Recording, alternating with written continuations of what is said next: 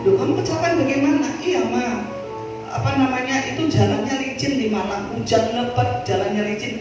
Di depan itu cewek itu ngebut-ngebut ma, terus pokoknya ngebut-ngebut. Tiba-tiba dia jatuh, terus kita pun menghindar ikut jatuh. Anak saya itu guling-guling saudara, guling-guling, karena jatuhnya jauh sekali sama temennya itu juga guling-guling. Saya selalu ingatkan sama anak saya, apapun terjadi kamu tetap berdoa.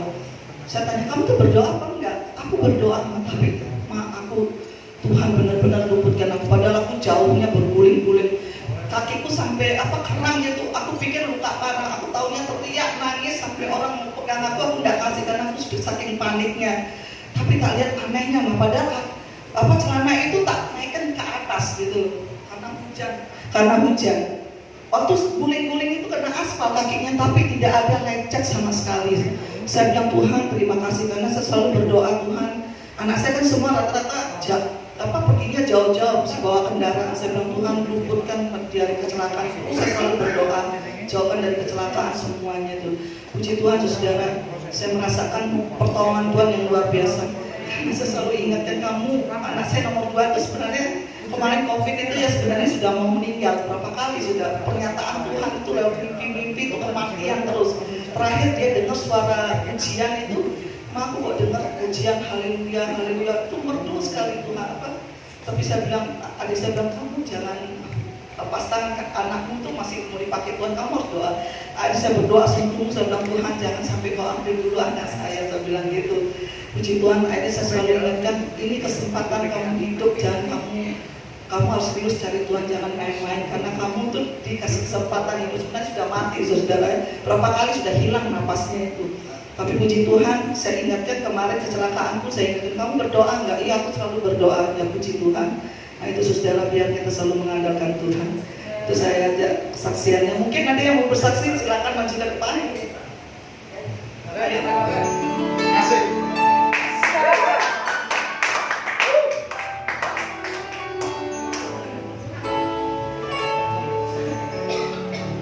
Oke, salam semuanya. Terima kasih untuk waktu yang diberikan pada saya. Saya akan menyaksikan cinta kasih Tuhan yang luar biasa, pertolongan Tuhan buat saya, buat keluarga kami. Ketika kami rindu punya pekerjaan yang tetap, dulu kan jualannya, tapi hasilnya itu nggak tetap. Tapi saya berdoa sama Tuhan, umur segini cari pekerjaan yang gajian tetap. Tapi puji Tuhan, Tuhan telah menjawab segala doa saya. Saya akan membalas terima kasih Tuhan dengan pujian Los Karewea.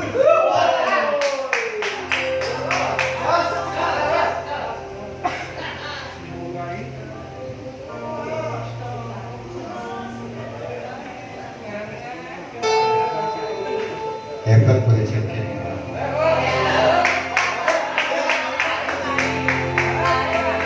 Aku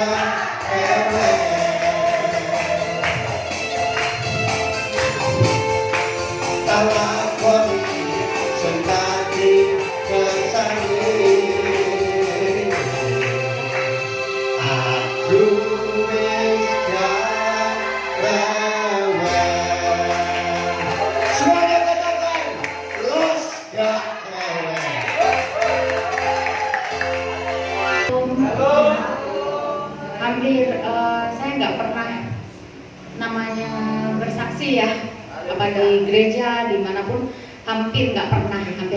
Tapi saya terbeban banget untuk bersaksi yang saya alamin gitu.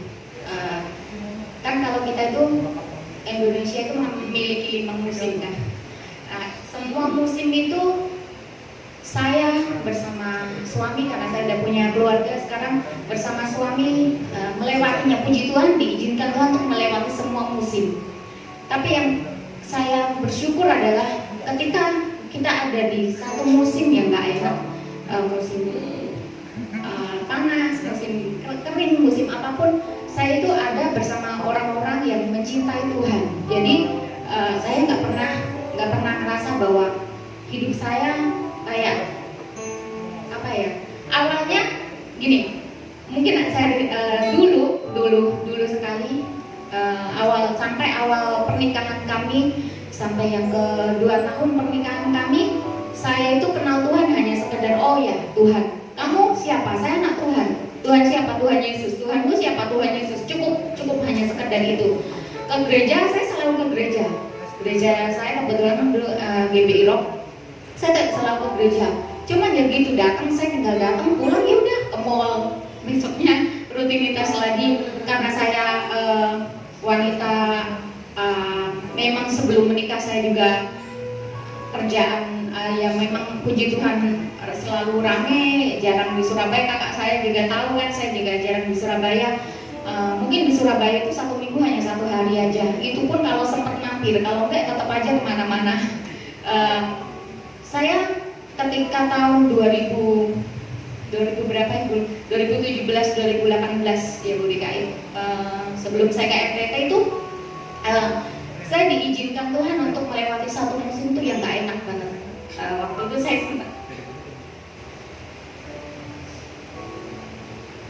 itu saya sempat nangis di kakak saya, karena selama ini saya itu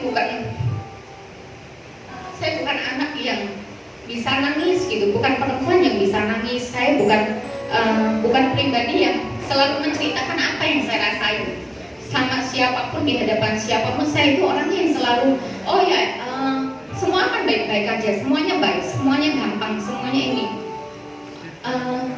2017 sebelum itu saya pernah ngomong sama Tuhan tuh kayak gini, Tuhan aku mau deket lagi sama Tuhan. Waktu itu saya masih ada di hidup berkelimpahan lah, maksudnya apapun yang saya mau lebih dari itu saya bisa gitu. Terus karena sebelum menikah pun saya udah punya semuanya itu gitu. Terus saya waktu menikah hampir 2 tahun, saya sama suami saya itu bilang gitu, saya itu sama suami itu bilang yuk kita mulai benar-benar fokus sama Tuhan waktu itu. Dan saya mulai melibatkan diri untuk pelayanan di GBI Rock, ditunjuk pelayanan, saya mulai pelayanan komsel setiap minggu itu di rumah saya gitu. Saya menyediakan semua tempat itu memang untuk pelayanan sama Tuhan, untuk Tuhan. Dan waktu itu saya ambil komitmen sama suami, yuk kita mulai benar-benar dekat sama Tuhan dan cinta sama Tuhan waktu itu. Nggak lama kemudian saya datang di doa malam GBI Rock. Waktu itu saya ingat banget, yang khotbah itu pendeta Ruth Julia. Yang khotbah itu pendeta Ruth Julia. Waktu kita saat penyembahan, waktu selesai firman penyembahan, saya nggak kenal, saya hanya tahu Ruth Julia ini lucu. Kalau khotbah aku suka karena dia memang khotbahnya itu kena banget gitu, lucu, selalu lucu, tapi endingnya itu selalu kena banget. Kalau Ruth Julia kita kan tahu ya Pak. Tiba-tiba di satu setelah berdoa itu Ruth Julia itu datengin kita dan tiba-tiba nggak nyata banget ada satu pernyataan Tuhan itu yang ngomong sama Ruth Julia itu waktu itu gini, Bapak, dia pegang tangannya suami saya waktu itu sama saya di sebelahnya, dia bilang, Bapak, Tuhan bicara sama saya untuk menyampaikan ini katanya. Saya melihat, dia bilang, saya akan ceritain ini Bu Rika. Ini Bu Rika yang tahu sih, karena Bu Rika ibu rohani saya dari dulu. Waktu saya jatuh, puji Tuhan Bu Rika itu ada, sekalipun dulu nggak kenal ya, hanya sekedar hai aja, selalu nguatin saya, Mima juga. Terus Roger itu bilang sama kita begini, Bapak, saya melihat ada tangga turun, saya melihat itu tangganya turun, itu kayak terjun kayu turun banget gitu.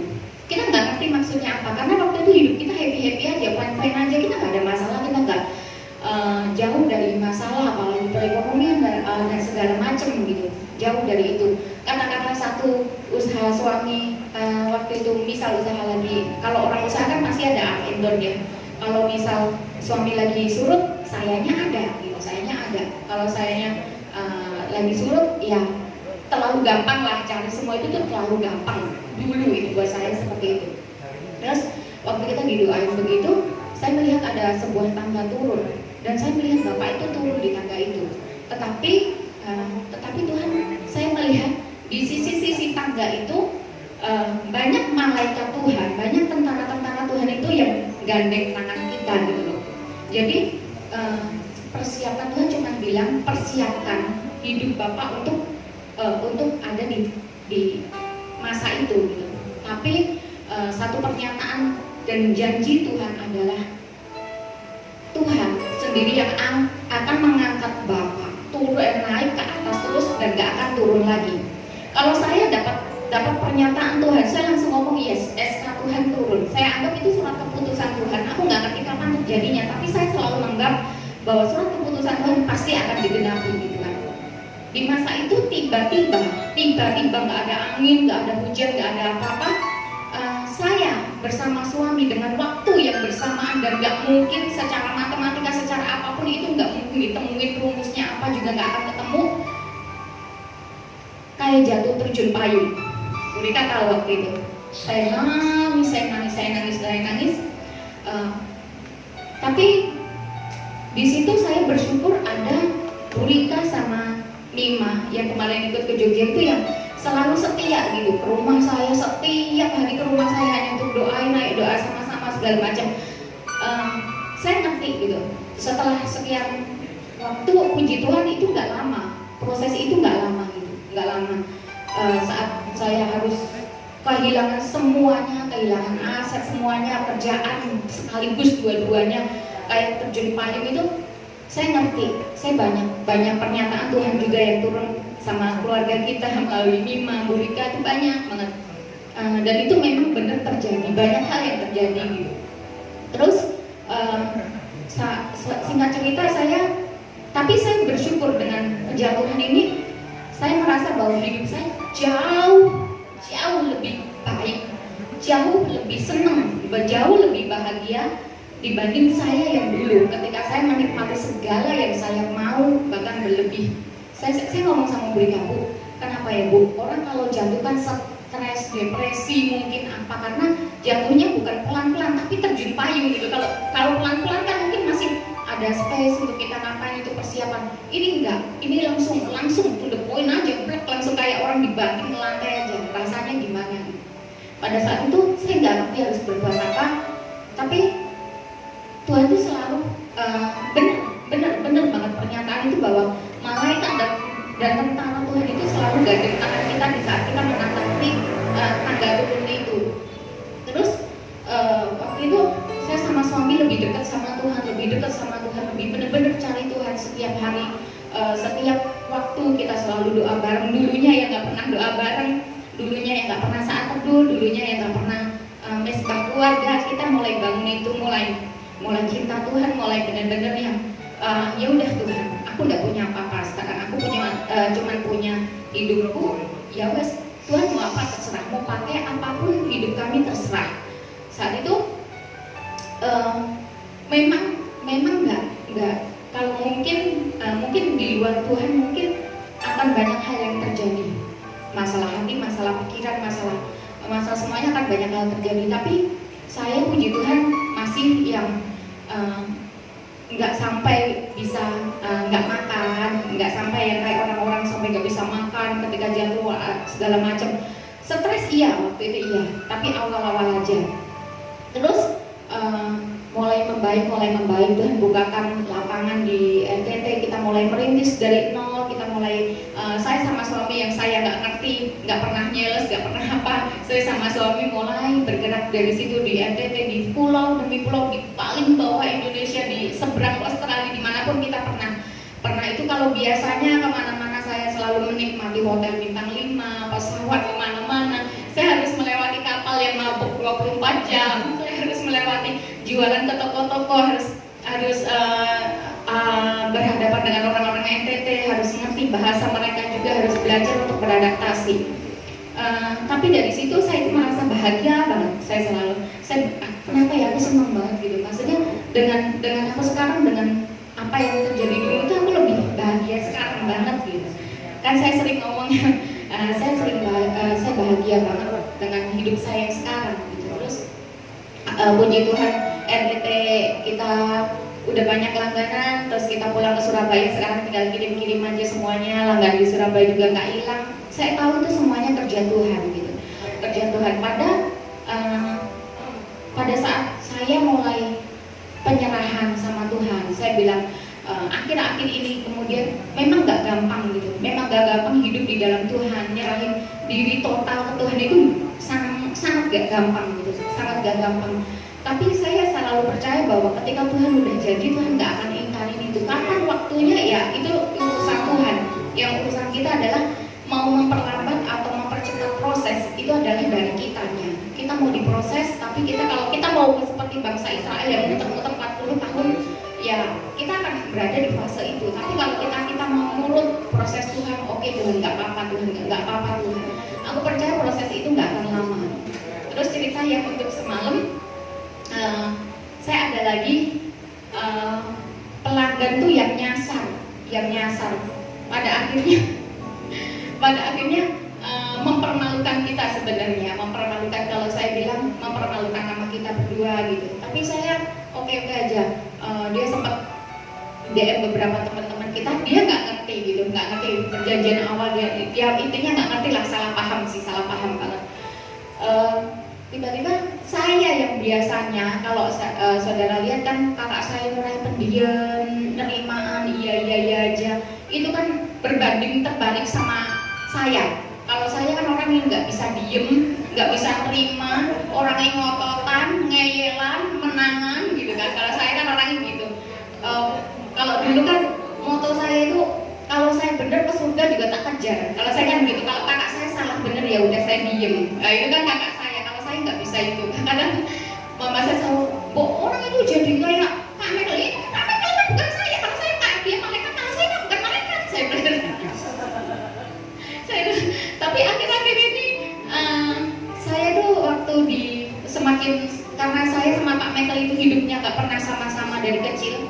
Saya dilahirkan dari orang tua yang papa saya itu super duper keras. Kakak saya semenjak kecil ikut bude saya yang super lembut sekali. Jadi berbeda aliran. Nah, kalau saya memang kerasnya persis sama papa saya, salah bener tetap aja menang gitu intinya. Terus tapi akhir-akhir ini tuh saya belajar untuk enggak, Tuhan aku udah mau kayak gitu ya. Tuhan aku udah mau kayak gitu. Aku udah mau. Tiba-tiba kemarin waktu di Jogja saya tuh ada pernyataan Tuhan lagi. Dan itu saya benar-benar pegang luar biasa. Main kok Pak biar kayak romantis gitu. Terus pernyataan dan itu saya pegang, yes, amin, saya bilang. Terus tiba-tiba semalam pas jam 12 kayak ada petir di siang harinya berada di kepala.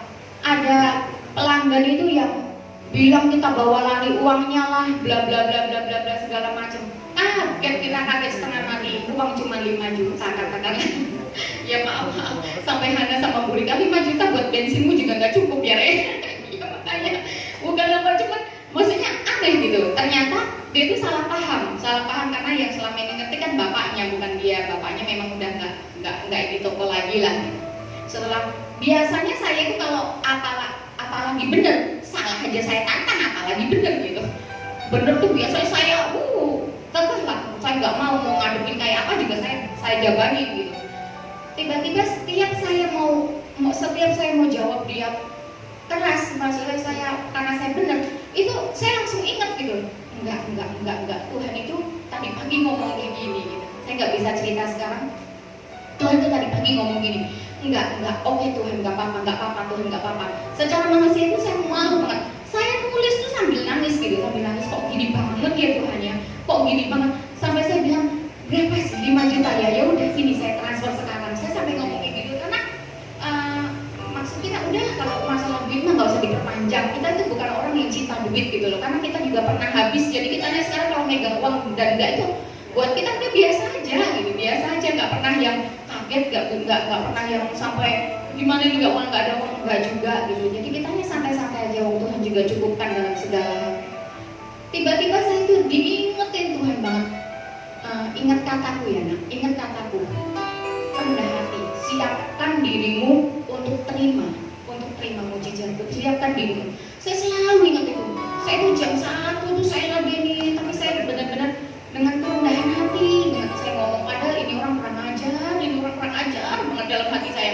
Terus suami saya itu kan sebenarnya atas nama suami saya, dianya tidur, saya ngeladenin sampai saya nggak bisa tidur sampai setengah 2 itu saya nggak tidur sama sekali sampai jam setengah 5. Saya itu kepikiran terus karena ya memang nggak pernah gitu.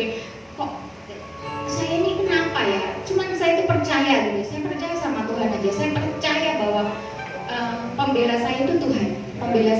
Sekalipun kamu mau ngomong apa, kamu mau ngelakuin apa, kalau saya benar Tuhan pasti bela. Itu saya. Tiba-tiba jam 5 tepat, saya itu mau saat teduh kan. Saat teduh setengah jam, saya lihat saya sama ada di YouTube kan. Saya saat teduh, suami saya masih tidur. Saat teduh saya nggak bisa ngomong apa-apa. Saya cuma nyembah. Setengah 6 tepat saya selesai. Saya itu dapat DM begini. Ini luar biasanya Tuhan ya. Dia duluan yang minta maaf.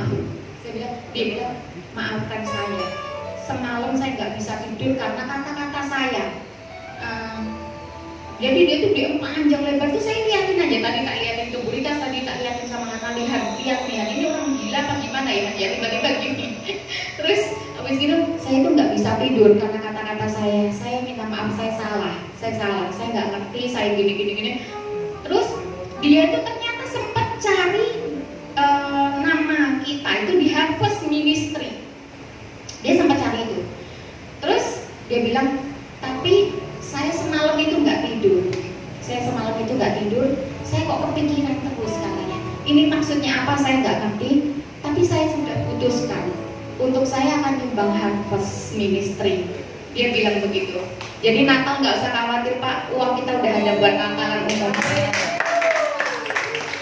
Jadi dia bilang 1 November nanti saya akan kasih Harvest Ministry.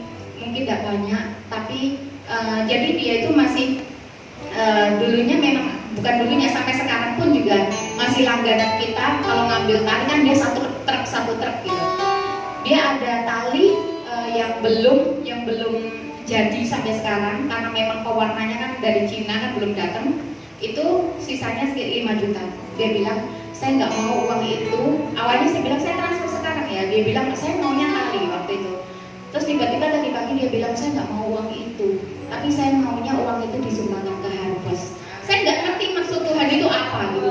Tapi ketika saya bilang sama Tuhan, saya tuh baca itu tuh saya nggak bisa balas gitu. Saya cuma nangis, ini maksudnya apa orang ini semalam maki-maki saya, paginya tiba-tiba minta maaf sendiri terus gini, terus memutuskan dengan sendirinya bahwa ini loh, tapi kok gitu. Dia bilang, saya cuma bilang kok maksudnya apa ini? Terus dia, iya saya mohon maaf saya salah paham. Saya nggak ngerti soal ini tuh, saya nggak ngerti karena kalian nggak ngomong. Dia juga tahu hanya sekilas gitu. Terus saya mohon maaf atas kata-kata saya kemarin saya lihat, tapi saya merasa bahwa sepertinya memang Tuhan itu izinkan saya ketemu sama Harvest supaya saya itu bisa membagi sama Harvest. Selama ini saya itu banyak kecewa sama orang gereja katanya, karena dia banyak ditipu orang gereja. Dia bilang banyak kecewa sama orang gereja. Tetapi ketika saya berusaha untuk mencari Harvest Ministry, saya sekarang malah semakin pengen tahu Harvest Ministry itu seperti apa.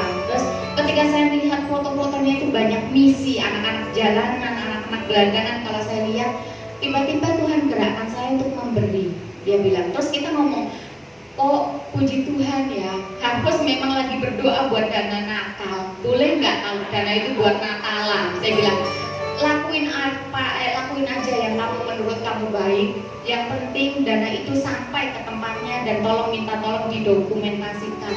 Kalau suatu saat kalian butuh dana, nanti boleh hubungin saya. Saya langsung ngomong sama Tuhan gini, nggak apa-apa Tuhan saya dikorbankan, nggak apa-apa Tuhan saya dipermalukan, asal gereja saya dapat sumbangan ini ya nggak apa-apa lah. Tapi jujur saya suami itu sering berdoa untuk Harvest karena kita punya hati gembala, enggak. Tapi memang saya melihat pertumbuhan yang berawal dari doa keluarga Mesbah, keluarga Mesbah yang awalnya hanya saya dan keluarganya Pak Michael di situ duduk diam. Kita hanya berusaha untuk ayo kita buat Mesbah keluarga, karena sudah setahun waktu itu nggak ibadah nggak apa, kita buat Mesbah keluarga. Ternyata makin banyak dan jadilah Harvest Ministry ini. Saya percaya bahwa ketika kita mulai mengerti apa yang menjadi maksud Tuhan, kita akan lebih bersyukur lagi. Makanya untuk akhir-akhir ini saya itu sangat takut untuk membalas omongan orang. Ketika orang ngomong apapun, saya itu akhir-akhir ini tuh merasa aku nggak berani balas. Kecuali kalau misal orang itu apa, ya tetap saya harus ngomong dia salah. Tapi kalau dulu ya kan suami berita tahu lah. Kalau dulu misal dia ngawas konjo apa gitu biasa, awas konjo gitu kan kayak gitu. Tapi untuk sekarang ini saya merasa kamu mau ngomong apapun saya nggak akan balas. Saya akan diam. Saya akan merasa bahwa itu bukan hak saya. Apalagi saya sering baca firman, ketika kita membalaskan apa yang bukan hak kita, Tuhan pun akan membelakangi kita gitu. Jadi sebenarnya pembalasan itu kan hak Tuhan, bukan hak kita. Tapi kalau kita yang balas duluan, Tuhan nggak akan ikut campur dan Tuhan nggak akan balasin itu gitu. Jadi saya memutuskan bukan aku yang mau balas.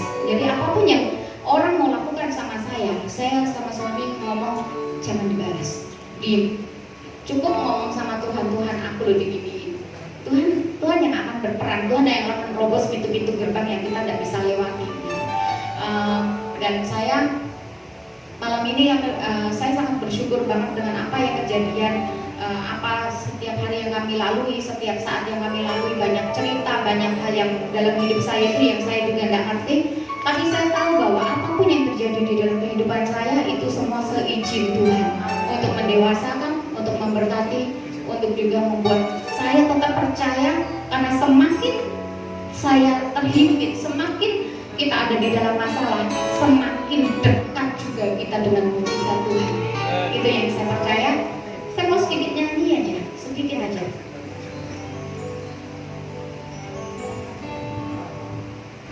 Kau lebih jauh yang terbaik bagiku. Kau lebih sanggup pulihkan hidupku. Ku berserah, ku percaya hanya Yesus penolong yang setia.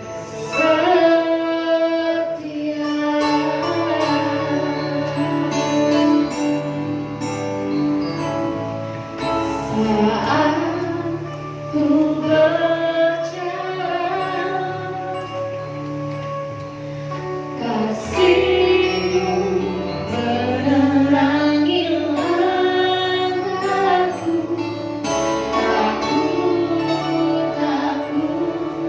Takut bimbang, karena ku tahu bersamamu. Kau lebih tahu yang terbaik bagiku. Kau lebih sanggup pulihkan hidupku. Ku berserah, ku percaya hanya Yesus penolong yang setia.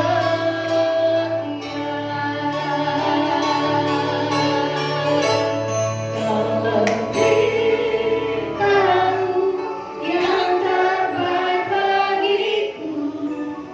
Kau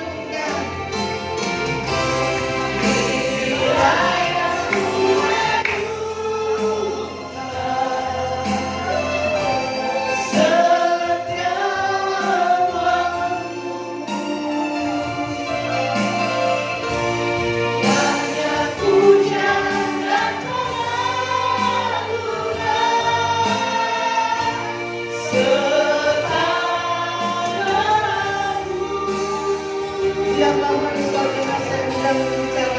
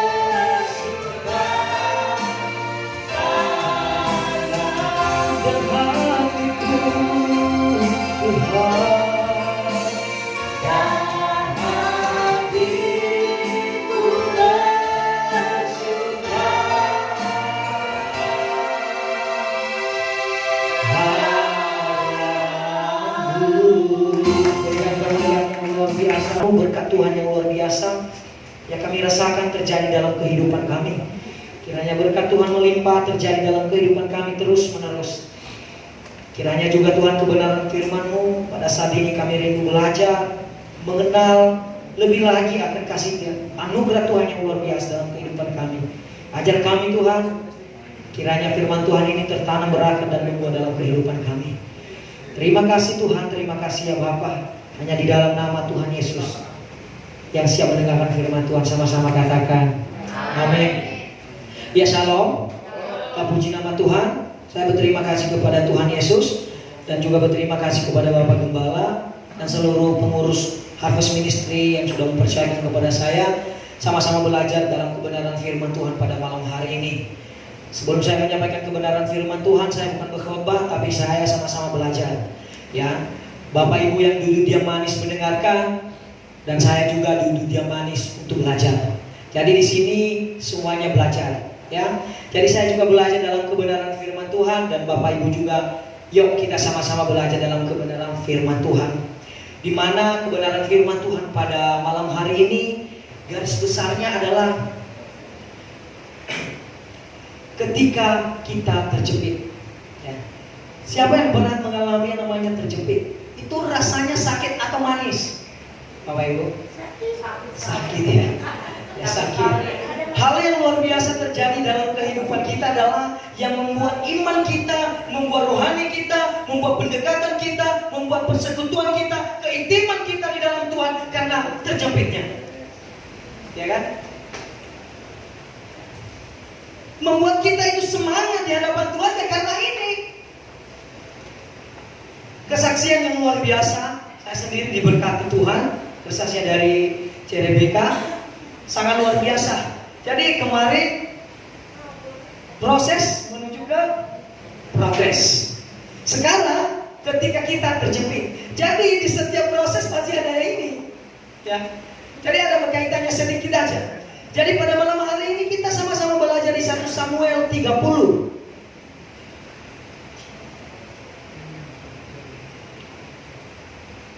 1 Samuel 30 ayatnya pertama sampai ke 6.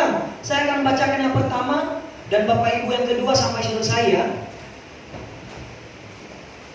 Ayat pertama, ketika Daud serta orang-orangnya sampai ke Ziklag pada hari yang ketiga, orang Amalek telah menyerbu tanah Negeb dan Ziklag. Ziklag telah dikalahkan oleh mereka dan dibakar habis.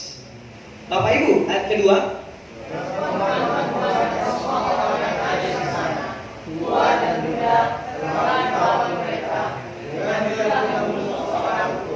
Mereka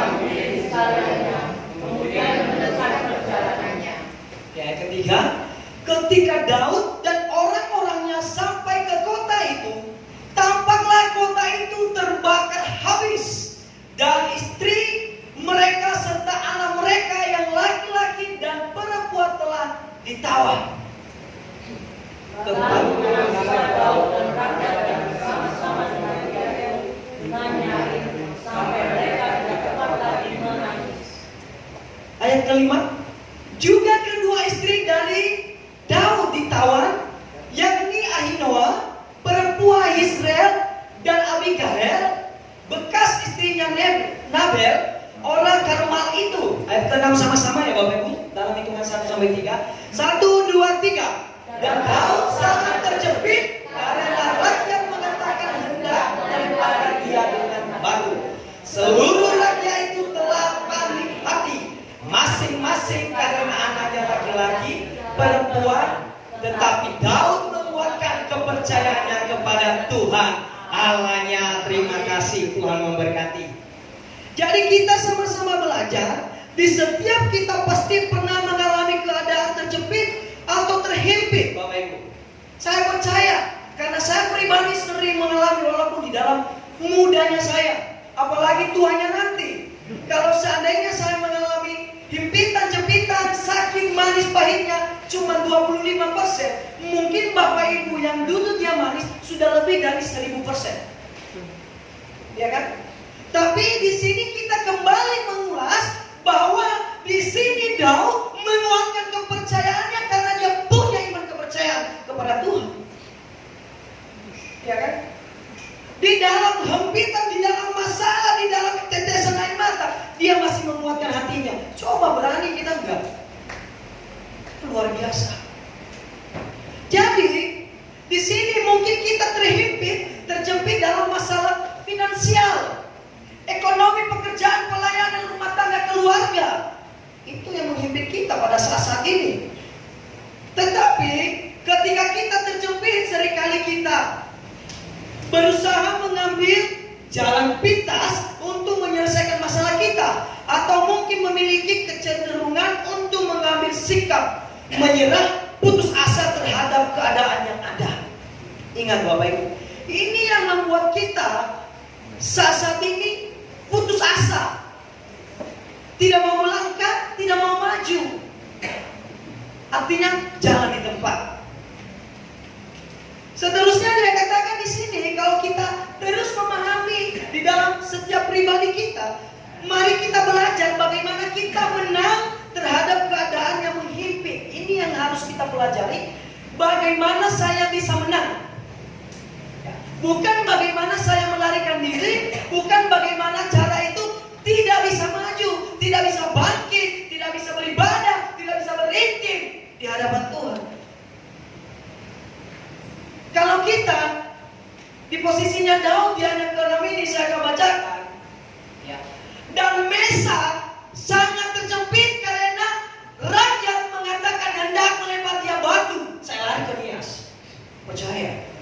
Saya lari ke Nias, Bapak Ibu. Tuh, iya kan?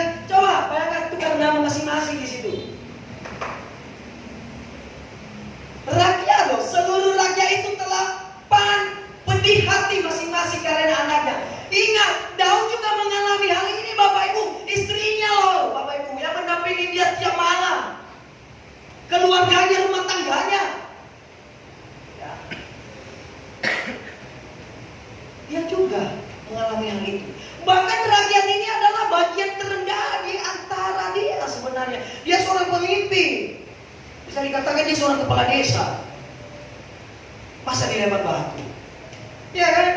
Tapi kita harus belajar terus menerus pada dia. Ketika dapat belajar beberapa sikap orang ketika menghadapi dalam terjepit, kita belajar bagaimana sikap Bapak Ibu. Sikap kita dalam menghadapi yang namanya kita di saat terjepit. Pertama, sikap terhadap adalah lari dari masalah. Jangan pernah lari dari masalah. Kenapa? Di sini kalau kita membaca di dalam Matius 14, 15 sampai 16, menjelang malam murid-muridnya datang kepadanya dan berkata, tempat ini sunyi dan hari sudah mulai malam. Suruhlah orang-orang banyak itu pergi supaya mereka dapat membeli makanan di desa. Yaitu Yesus berkata kepada mereka, tidak perlu mereka pergi, kamu harus beri mereka makan. Ini seorang murid Tuhan Yesus melarikan diri dalam tanggung jawab. Kalau seandainya Daud melarikan diri di saat dia dilempar batu, mungkin saya percaya rakyatnya pun meninggalkan dia. Itu Bapak Ibu. Bayangkan. Coba bayangkan, murid-murid berusaha lari dari masalah. Mereka mau mengikut Tuhan, bangga sebagai murid Tuhan. Tetapi ketika Tuhan mengizinkan kondisi yang sulit bagi mereka, mereka cenderung lari dari masalah. Banyak sekarang terjadi sikap seperti ini. Saya orang Kristen. Jadi ingat, kita belajar. Saya juga orang Kristen. Saya anak Tuhan.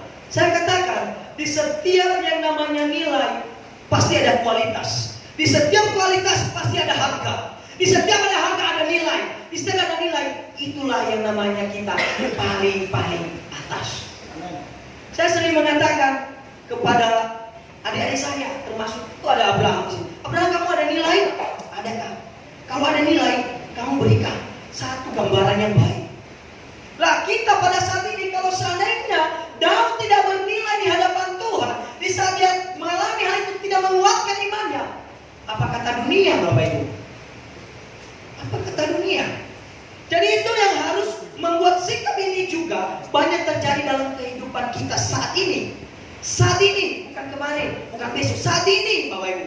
Saat ini, ketika sedang menjadi murid Tuhan, tetapi kita tidak bersedia dibentuk oleh Tuhan, yang terkadang Tuhan izinkan keadaan terjepit itu dalam keadaan kita.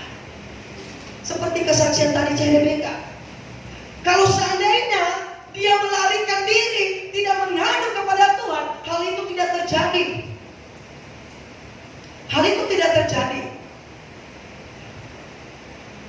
Makanya saya mengatakan kemarin di PD Daud ya, di setiap proses pasti ada progres. Di setiap proses pasti ada kemajuan. Progres adalah kemajuan Bapak Ibu. Jikalau engkau menaruh progres di bawah, proses di atas, percaya tidak berhasil. Saya jamin. Karena saya mengalami, saya awalnya itu, saya maju, tapi tidak bisa pernah maju-maju. Ternyata ada proses yang harus saya lewati. Sehingga saya terakhir bulan kemarin saya menyampaikan di sini, saya mengatakan saya mau mundur. Tapi setelah saya tahu proses, ternyata ada progres di atasnya. Makanya kita orang percaya, anak-anak Tuhan yang punya nilai kualitas, kita harus memberikan progres itu di depan. Supaya proses ini kita bisa menikmati. Ingat Daud, dia mengalami rakyatnya membuat dia mati. Anaknya pun mengejarnya, berusaha membunuh dia. Yuk, kita sebagai anak Tuhan, kita jangan melarikan diri dalam saat kita mengalami yang namanya himpitan dan jempitan. Saat kita sedih, saat kita apapun yang kita alami, terus kita berusaha. Yang kita lakukan itu bagian kita Bapak Ibu. Bagian kita itu apa? Semampu kita. Yang selain dari semampu kita, makanya kita akan ada yang namanya berintimnya dengan Tuhan. Kalau kita tidak berintim dengan Tuhan, kita sama dengan Tuhan. Makanya ada yang namanya intim kepada Tuhan. Ada komunikasi dengan Tuhan. Ada yang namanya itu waktu buat Tuhan juga. Hanya itu saja. Terus bagaimana sikap kita yang kedua? Sikap menyalahkan. Ini, jikalau kita sudah melarikan diri, ada penyesalan dan saling menyalahkan. Dalam hidup saya sering menyalahkan orang di sekeliling saya, Bapak Ibu. Beneran. Oh, dia mau bersama saya padahal saya memberikan ini karena saya disuruh. Ya, Bapak Ibu. Ya. Saya disuruh ini, tapi kok saya disalahkan? Coba kalau seandainya saya menyalahkan. Tapi puji Tuhan ada orang di sekeliling saya. Udah sabar. Palingan kalau ketemu dengan Pak Gembala hanya satu jawab. Udah harus tidur loh. Pas tidur, enak. Ya kan? Sudah gak marah, santai. Yang waras mengalah. Puji Tuhan. Jadi kalau ada yang mengalah di antara kita di sini, itu waras. Kalau orang yang tidak mengalah, sebaliknya. Saya nggak mengatakan ya. Ya, oke. Kalau kadang kita juga belajar dalam Matius ini, Bapak Ibu, kita akan belajar dalam seorang tokoh-tokoh dalam Alkitab bahwa setiap firman Tuhan ini bukan sesuatu yang menjadikan cerita bagi kita, tapi menjadikan pembelajaran bagi kita. Biarlah hidup kita itu terus belajar menjadi benar lewat firman Tuhan. Makanya selalu dikatakan di dalam firman Tuhan ini kita harus mengikuti teladan. ini sudah dia jadikan dirinya yang awal, gitu. Itu teladan. Bukan yang akhir, itu teladan. Teladan ini dia sudah memulai. Kita yang mengikuti. Sama halnya yang dikatakan contoh. Contoh ini ensemble itu sudah dimulai, diterapkan, baru kita mengikuti. Jadi kita ini mengikuti Bapak Ibu. Tapi dalam pengikutan kita ini kita harus belajar. Kalau seandainya juga Daud kepada musuh-musuhnya, tidak dia belajar dan tidak dibenarkan, sehingga dia walaupun jatuh dalam dosa, jatuh dalam kesalahan, tidak ada manusia yang sempurna juga. Itu dia. Daud jatuh dalam dosa, jatuh Bapak Ibu. Iya kan? Jalan-jalan ke loteri, wis manis, ya kan? Jatuh. Kita juga jatuh Bapak Ibu. Yang khotbah di atas jatuh, yang berbicara firman Tuhan jatuh, yang memimpin hujan jatuh Bapak Ibu. Jatuh. Tapi kita punya Tuhan itu punya kasih. Tapi di balik itu ada keadilannya Bapak Ibu, hati-hati. Konsekuensinya itu ada yang dialami Daud kalau kita mempelajari lebih dalam lagi.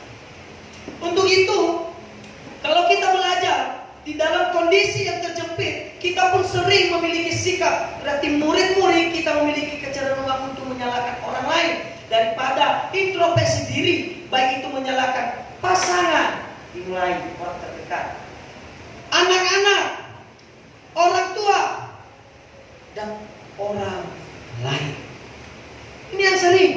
Kalau kita belajar di dalam murid-murid Tuhan Yesus lagi, kita dalam Markus 4:38. Ayo buka. Kita terus belajar ya Bapak Ibu. Kita belajar dalam Alkitab ya. Oke, Markus. Bukan Markus itu ya. Markus 4:38.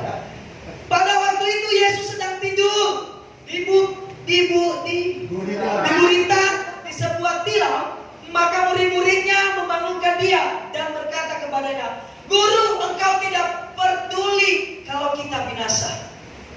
Ingat, kata-kata ini menyalahkan Tuhan. Engkau tidak peduli, ya kan? Coba kalau kesaksian, seperti yang tadi kan, Tuhan kok saya disalahkan, cuma segini tau gitu kan?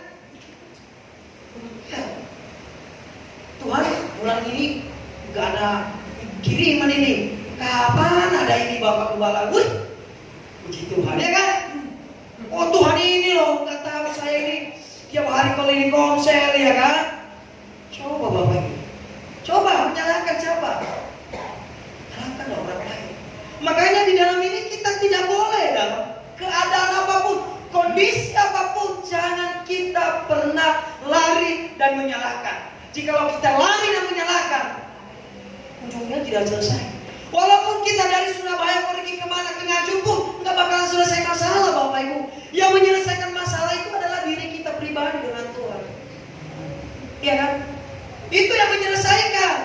Karena yang membuat masalah itu bukan Bapak Gembala, bukan mama dan orang tua. Itu pun bukan Tuhan.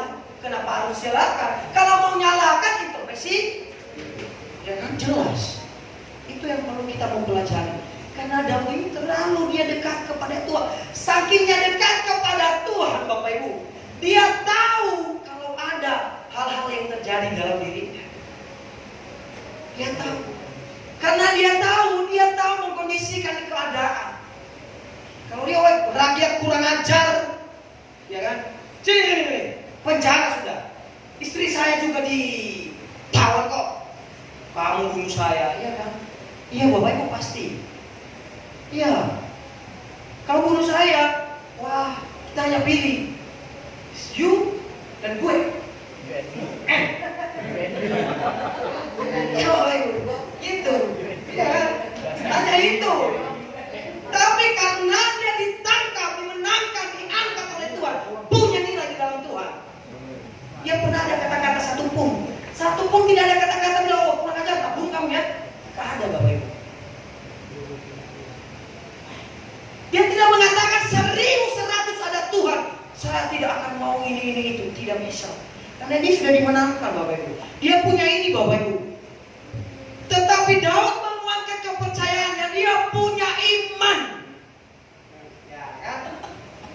Dia punya iman. Di saat dia mempunyai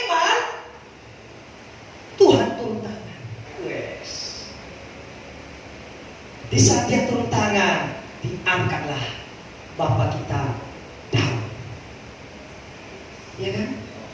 Seterusnya, sikap kita di dalam menghadapi kondisi terjepit, di dalam kondisi apapun kita perlu yang namanya taat. Nah ini, taat ini seorang profesor, doktor, gini itu pun tidak bisa mengubah yang namanya taat. Ayo, taat, ubah tetap taat, Bapak Ibu. Jadi taat ini nyambung, tidak ada putusnya.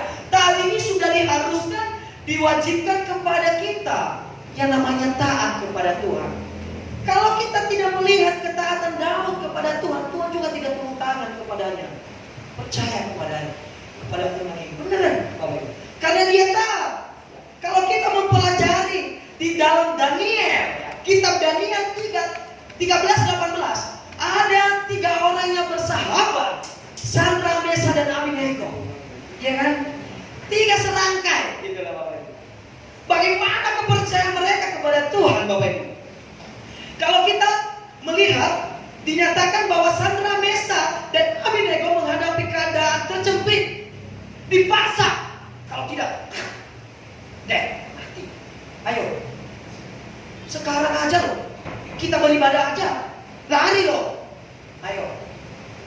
Tapi ini jangan jual pernah imanmu kepada orang lain. Jangan mengharapkan setiap keputusan yang sudah dibuat, Bapak Ibu. Ingat, Sandra, Mesa, dan Abednego seterusnya dikatakan di situ, karena mereka didapati bahwa mereka tidak menyembah patung Nebukadnezar. Ini hanya 2 tujuan, mati hidup. Tapi mereka sesungguhnya mendapatkan tawaran kompromi dari Nebukadnezar apabila mereka mau sujud menyembah patungnya, tetapi mereka tetap memiliki komitmen. Komitmen untuk tidak menyembah patung tersebut. Bagi mereka ada mukjizat, tidak ada mukjizat, ada berkat, tidak ada berkat, ada perlindungan, tidak ada perlindungan, ada sukacita, tidak ada sukacita. Tetap Tuhanku adalah Tuhan yang hidup. Itu Bapak Ibu, itu tidak. Mereka ini, ayo sembah. Mereka tidak. Sampai ngomong ya, walaupun Tuhan saya tidak menolong saya, tidak memberkati saya, tidak melindungi saya, tidak memberikan saya keluarga, anak sekalipun Tuhan tidak berikan, saya tetap sembah Tuhan. Yang ada di dalam istri Surabaya. Itu Bapak Ibu. Saya punya komitmen. Karena komitmen itu taat dulu baru ada komitmen. Jadi kalau orang tidak taat, tidak ada komitmen. Itu dia. Kalau dia punya komitmen tidak ada taat, wah bahaya. Bahaya. Tapi di saat kita taat, hati kita yang terjepit tadi itu puas, lega Bapak Ibu. Beneran lega. Lega sekali rasanya. Rasanya kita itu seperti yang di dalam, wah luar biasa lah, dalam kemuliaan lah Bapak Ibu. Sering kita di dalam kehidupan anak-anak Tuhan, tidak jarang kita menghadapi himpitan serta tawaran-tawaran seperti ini. Mungkin Bapak Ibu ada yang sering mengalami tawaran seperti Mesa, Sandra, Abednego ini. Ayo, kamu tak kasih uang segini yo, kamu pindah gereja. Ada ya, ada di sini, puji Tuhan. Tak kasih kamu uang, kamu harus pelayanan ke saya. Nggak ada. Tapi kalau seandainya kita mengalami hal itu Bapak Ibu, ingat, ketaatan bawalah dalam komitmen. Komitmen itu memutuskan segala sesuatu apa yang kita capai Bapak Ibu. Itu komitmen. Bukan hanya komitmen target selangkah Bapak Ibu. Ingat, komitmen itu selamanya. Itu komitmen. Jadi kalau prinsip itu yang diharuskan. Kalau komitmen ini target yang panjang, tapi kalau prinsip 1 hari 2 hari prinsipnya ini. Tapi mereka melihat Sandra, Mesa, Abednego ini adalah punya komitmen bahwa Tuhan yang menolong. Walaupun hidup saya mati, walaupun hidup saya dibakar, tapi hidup saya sampai di tangan Tuhan. Ya kan?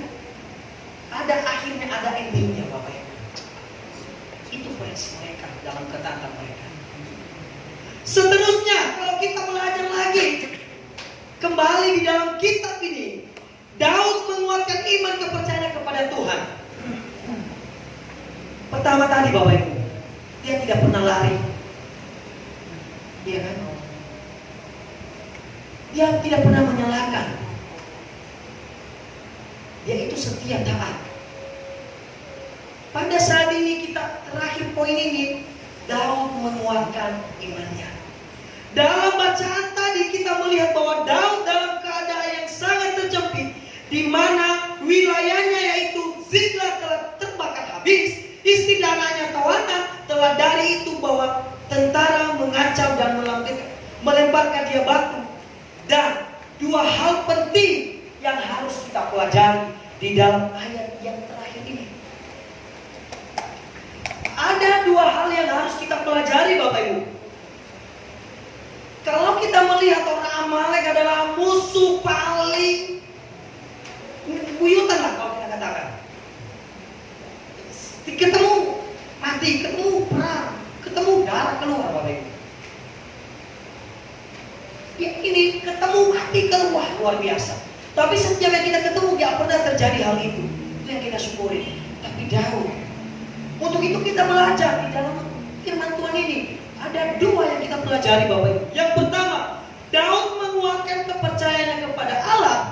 Dari sikap ini nampak jelas bahwa hubungan Daud dengan Tuhan begitu dekat. Ada kedekatan. Orang yang tidak pernah lari dari masalah, dari himpitan, orang itu karena dekat kepada Tuhan. Orang yang tidak menyalahkan keadaan situasi orang lain karena dekat kepada Tuhan. Orang yang tak setia karena dekat kepada Tuhan. Untuk itu kita belajar di dalam Daud ini menguatkan hidupnya, imannya dibangkitkan di saat dia ada yang namanya himpitan, ada masalah. Sekarang bukan hanya firman Tuhan terus, kasihan firman Tuhannya juga. Bagaimana dengan kita? Ya kan? Sekarang ini bagaimana dengan kita? Apakah kita seperti Daud atau dibalik? Yang kedua yang harus kita pelajari di dalam Daud menguatkan iman dan kepercayaan di poin yang terakhir ini, sehingga dia tidak melarikan diri, menyalahkan dan selalu taat kepada Tuhan. Yang kedua, Daud meminta Tuhan menuntun langkahnya. Nampak jelas bahwa Daud memberi otoritas penuh hidupnya kepada Tuhan. Sama halnya tokoh-tokoh dalam kita, Daud, Sandra dan Abednego, karena mengotoritaskan Tuhan, menomorsatukan Tuhan, mengutamakan Tuhan, sehingga hidupnya jauh dari segala himpitan. Ada, selalu ada, tapi jauh. Jauh bukan berarti lepas. Jauh bukan berarti lepas himpitan ini. Masalah ada, tapi ada kekuatan yang baru. Ada sukacita yang baru. Tahu sehingga dia datang di hadapan Tuhan. Dia pakai baju zina, baju kemuliaan, karena dia percaya masalahnya tidak selesai. Dia dibunuh, dia ditindas, dia dilempar batu, tidak masalah. Dia tahu diri, dia hanya hamba, dia hanya anak, dia hanya pelihara dari Tuhan. Lepaskan jubah kemuliaannya, lepaskan baju kerajaannya, dia tunduk kepada Tuhan. Ya kan? Ayo kita lepaskan keegoisan gitu maksudnya. Kita lepaskan kemarahan. Ya kan? Ayo, saya katakan kita belajar. Belajar. Belajar ini tidak pernah ada batasnya Bapak Ibu. Di dalam muda tua pun belajar. Kenapa saya mengatakan belajar? Karena di dalam belajar, karena itu dasar Bapak Ibu. Hidup kita ini dasar belajar. Orang yang tidak belajar tidak tahu apa-apa loh Bapak Ibu ya. Kalau orang sudah tahu karena dia belajar, kalau dia belajar dia benar. Orang yang benar karena belajar.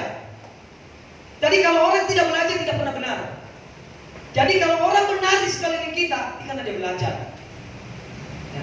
Jadi mungkin kita keluar dari sini, Kita melihat teman, saudara, adik, keluarga itu, dia tidak belajar. Wah, ini nggak benar ini. Tapi kalau dia sudah benar, oh dia sudah belajar. Ya, gitu loh Bapak Ibu. Tapi belajar apa? Mungkin dia sisinya buruk, belajar dalam keburukan. Benar ya belajar dalam kebenaran. Itu aja. Simpel kan?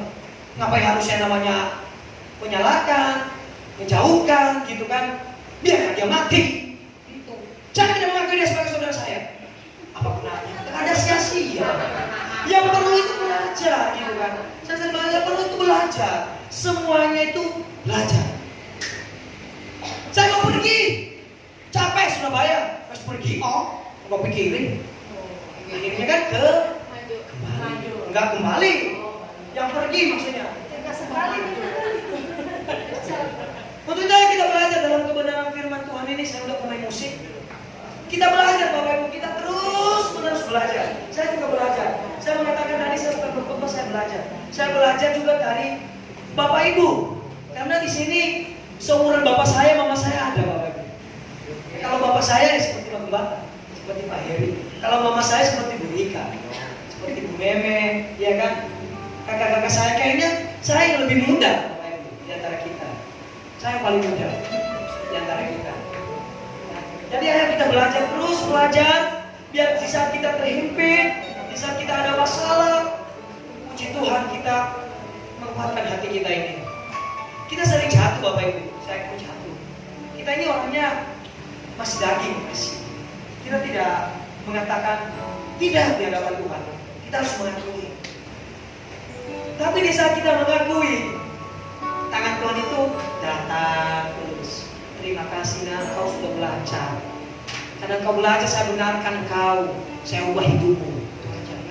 Tapi bagaimana hidup kita diubah? Sedangkan kita tidak mau belajar dan berubah. Ayo kita kembali datang di hadapan Tuhan. Saya rindu sekali nyanyikan lagu ini karena saya diberkati pujian ini Bapak Ibu. Kata kenapa? Kalau saya nyanyikan pujian ini hanya pagi-pagi saja. Setiap pagi ini saya nyanyikan Bapak Ibu. Tapi kalau malam jarang, langsung tidur maksudnya. Tapi pagi saya sering menyanyikan. Ku jadikan hati